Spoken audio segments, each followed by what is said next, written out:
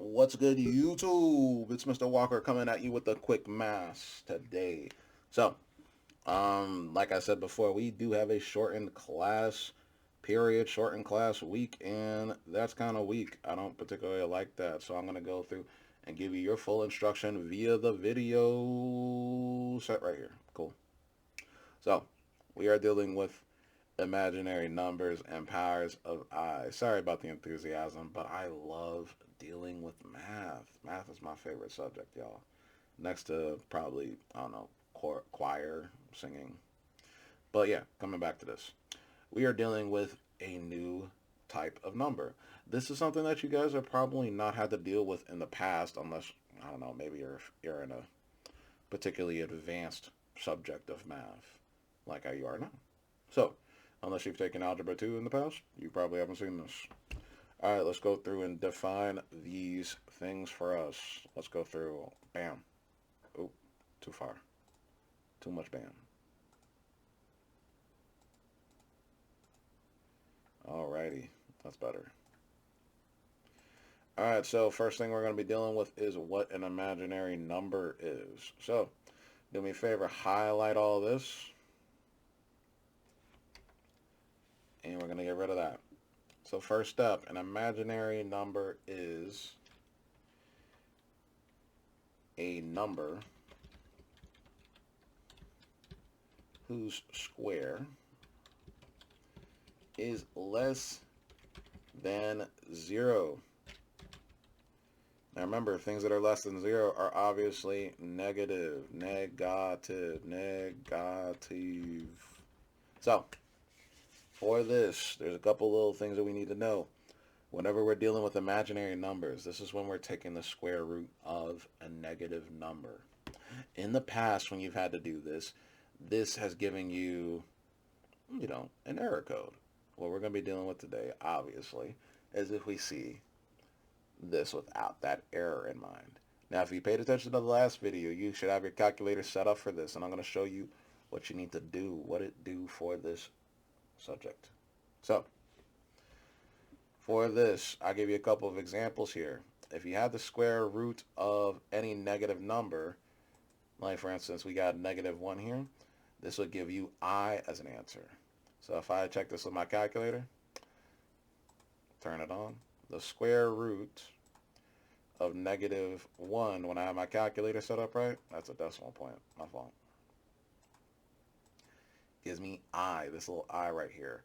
Now, you don't have to worry about typing the I with the italics or anything in here. So you just got to make sure you put I.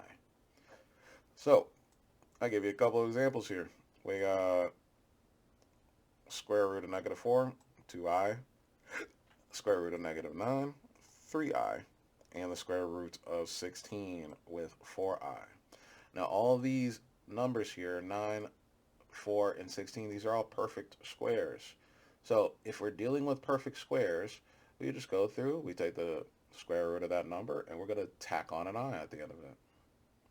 So we got a couple right here. We got 36, 144, 64, and 81. So I'm going to do the first two with you. Square root of 36, I know, is 6. And since this 36 has a negative on it, we put an I there. Okay?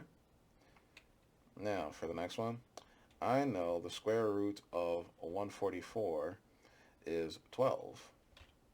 And since that 144 has a negative, I have to put an I. That I represents that negative math that's happening in the square root symbol.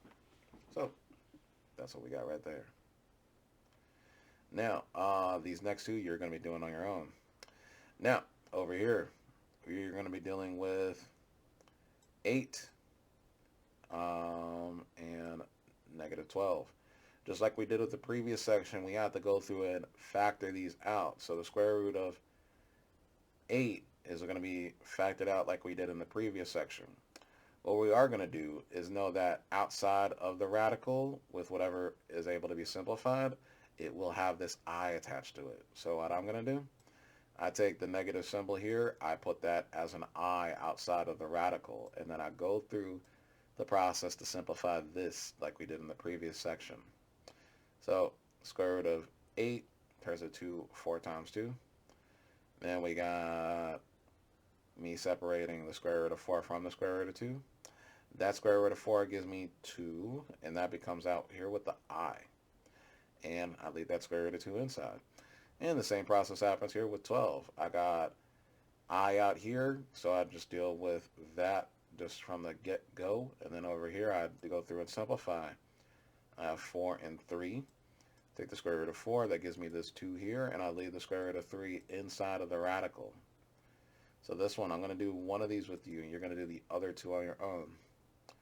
So, first step, put the I outside of the radical. Next, let's factor out 18.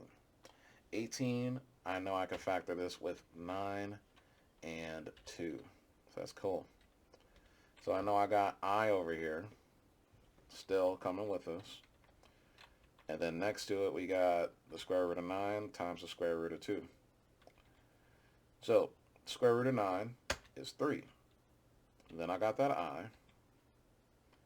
And then I leave that square root of 2 inside of the radical.